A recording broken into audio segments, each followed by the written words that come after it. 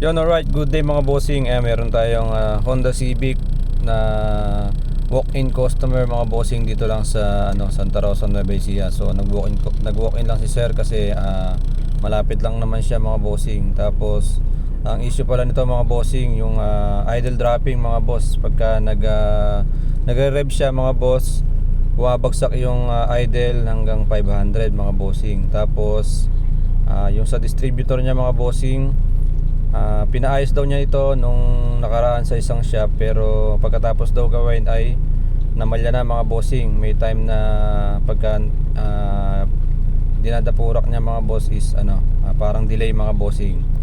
So ito mga boss, start natin yung engine. Pakita ko sa inyo kung ano yung kondisyon ng makina.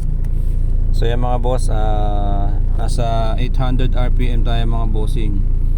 Pero pagka ni-rev natin yan mga boss, bumabagsak ng diretso dun sa 700. Minsan nagpa 500 ng sagad mga bossing. Yan. So nag voice over lang ako mga bossing kasi nung habang binibideo ko to nawala yung boses. Kaya ito voice over ko na lang tong nauna, pero yung mga susunod na video natin mga bossing, may kasunod na to. So papaliwanag ko sa inyo mga bossing. So ayan mga boss, idle dropping pagka walang aircon mga boss. Pero pagka nag-aircon naman is okay naman siya mga bossing. Yun lang, may time lang na bumabagsak yung yung minor.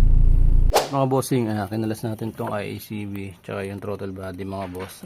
Nilinis natin mga bossing. So ito yung IACV nya. Nilinis na natin ito mga boss. Nalinis na mga bossing. So ito, nispray lang natin ito mga bossing. Ang tayo bang ginawa, linis lang natin.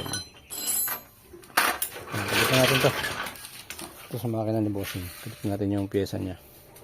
Tapos mga boss, itatiming natin tong distributor. Gagamitan natin ang timing light mga bossing. Right mga bossing, nakikabit na natin tong throttle body tsaka yung ICB nya. So ngayon i-start natin mga boss. Tapos itatiming natin yung distributor mga bossing. Ayan. So start tayo sa loob.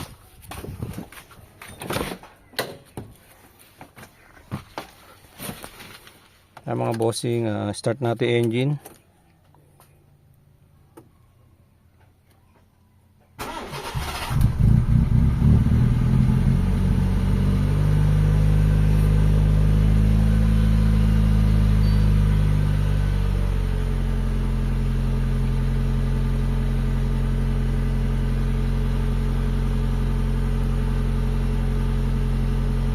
Mga boss, naka-check engine, so ibig sabihin naka-bypass na yung ECU natin mga boss. So ngayon tatiming na natin.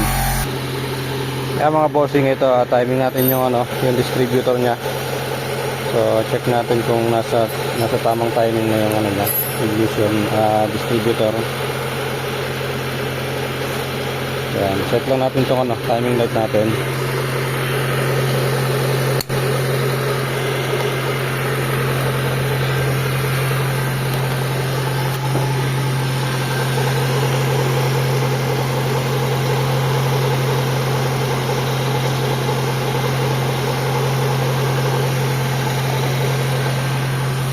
Yan mga bossing, na-timing na natin yung distributor. So ayan, papaanda rin natin mga bossing. Tapos test drive na namin ni sir kotse nya. Tingnan natin kung babalik yung dating issue. Ayan mga bossing. Ayan mga boss, nasa 800 RPM tayo mga boss. Tapos pagka ni-rev natin, tingnan natin kung hindi na siya didiretso ng bagsak.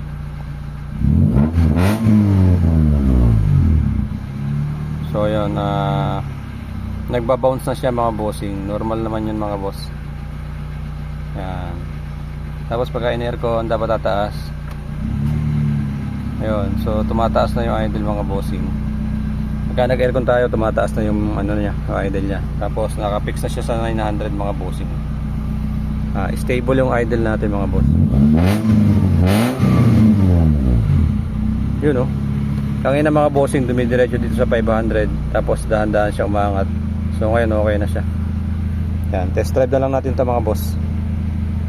Mga bossing, magte-test drive kami ni sir.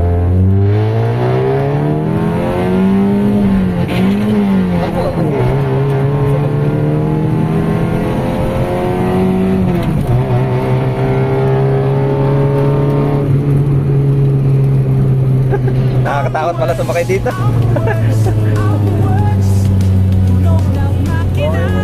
Ha? Okay na yung timing natin. Ganda na ano. Umipit ba kanina? Nabitin nyo. Oo, dapat medyo maingat dito na sana. So ayan mga bossing, satisfied naman si sir. Yan. Kaliwa mo na dyan boss. Right mga bossing, yan. Okay na yung kotse ni bossing. Yung idle issue naayos na natin. So satisfied mga boss. Gumuguhit sa daan yung kotse ni sir. So yan, okay na yung ICB niya.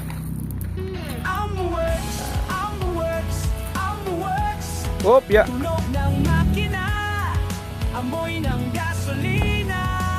Mga bossing, Honda Civic na bigote mga boss. Bitek. Ganda ng kotse ni sir. Boss, thank you. Ingat. Yan. Honda Civic, walk-in customer. Right. Auto parts, kompleto aming imbakan. Mula sa bolts at nuts hanggang sa mga piyesang mahalaga at kailangan.